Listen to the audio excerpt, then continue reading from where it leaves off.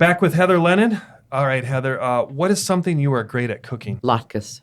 Ooh, all right. What I usually do for Hanukkah. For the layperson, tell everyone that's not Jewish what that is. Yes, it's an excellent staple for Hanukkah, and it's potato pancakes. Right. And we fry them usually on a grill. Then we top them with applesauce and sour cream, and they're delicious. If you could eliminate one thing from your daily routine, what would it be and why? I think if I could limit my driving, because as much as I utilize it as best as I can, it keeps me away from my family, keeps me away from my people in business.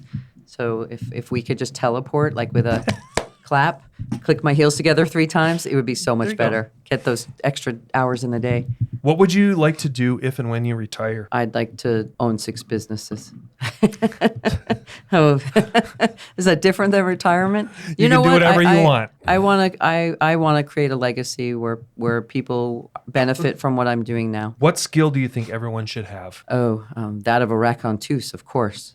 Everyone needs to be a storyteller. I think the more literate you are, the better. Probably one of the most sincere answers we've had on that one, so I like that one. Let's see. What are you reading or listening to right now that you think would be impactful for somebody else? Oh, the downtown city code revisions. Oh, God. The proposed downtown city code revisions. Oh, my God. Thank you for that. I may need to get you a stiffer drink. Seriously. Okay. What movie could you watch over and over again? When Harry Met Sally. Oh, there you go. I realized I was not alone. I can order it in a way in which even the chef didn't know it could be that good. What is the one crazy thing you'd like to do if there were absolutely no consequences? I guess I would like to take a year and travel the world. What would you like to be remembered for? I think you've already answered this, but if you would repeat it. I mean, I think that being of service to others is a really important thing for me.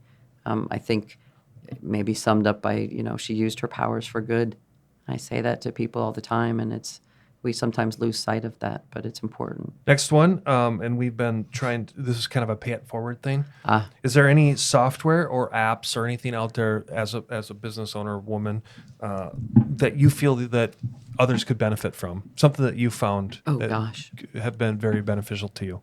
An app or a app, software, anything? I think just having the ability to have technology available at all times is something, I'm sure most people have that, but the connectedness is great. But also putting it away, having we all, I think, saw during COVID how really important it was that you are able to commune with others. Yeah. Having that opportunity to talk to people face to face, to be in, to, God forbid, hug someone, handshake, that you're not concerned about harming someone.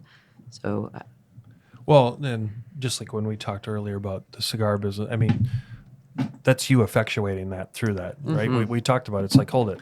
Here's a group of people that are sincerely having a conversation versus absolutely this. Yes, absolutely. Yeah. It is about interacting with others. And during COVID, I have some very good cigar friends from all over the country. We did Zoom stuff all the time and sat on our patios and smoked cigars and spoke to try to at least keep that interconnectedness.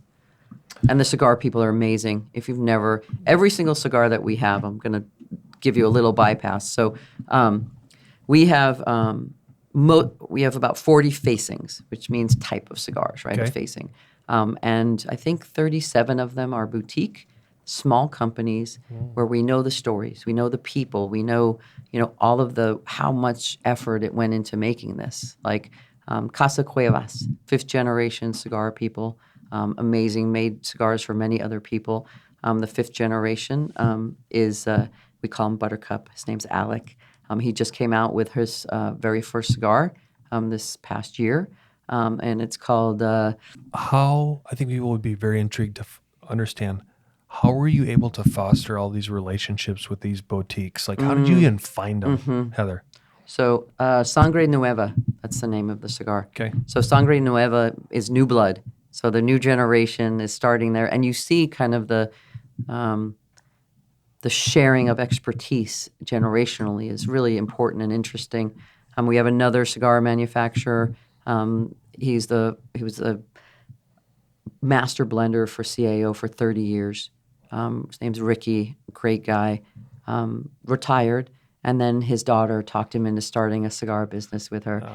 It's called West Tampa, and it's beautiful cigars they make.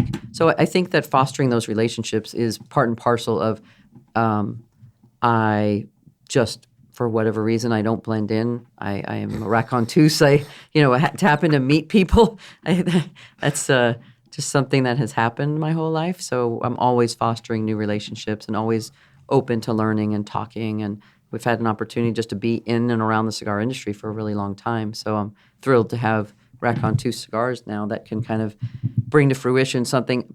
You do not have to go to a brick and mortar lounge to enjoy a cigar. There's a million other places that you can be and enjoy those things. And it's our goal to find all of them here in Phoenix. So if anyone has ideas, certainly let us know. No, that's a great story. Switching back to the other side of our conversation, I'm trying to put this in the right question format. Sure. What sources do you use to stay in touch with your niche within the Arizona development market? And what I mean by that is, if people are in the audience are listening and watching, it's like, oh, I really am interested in what Heather's doing in that, reutilization, all that stuff. What can you give the listeners to either monitor, watch, read, follow? Is there anything like is anyone putting together stuff? I don't. Like, is there kind of like social media? Does Phoenix foster any kind of collaboration? Well, I think that, accept the expertise of those around you, I think is the best way I can say that. Because, in starting this, I had an opportunity to actually talk with quite a few people that do what I do. And they did offer guidance. They did offer suggestions. If you want to talk about software or hardware, everybody should know CAD.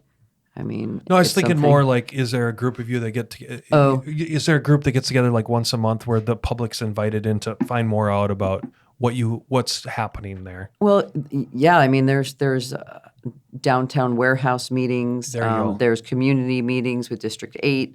We're friendly with, Keisha Hodge Washington, one for District 8. We're really happy to have her being of service. So I think that there's definitely, I also am a member of PCA. I'm also a member of PCA twofold, Premium Cigar Association, also Phoenix Community Alliance. Oh, so you get a two for one. Yeah, exactly. So I think I have started going to all of the different opportunities that they have, just seeing where I can best be of help. And that's absolutely, shout out to Devney. She's a CEO of Downtown Phoenix Inc. They've been great at putting people together. Good. Okay. Well, thank you again, Heather. Absolutely.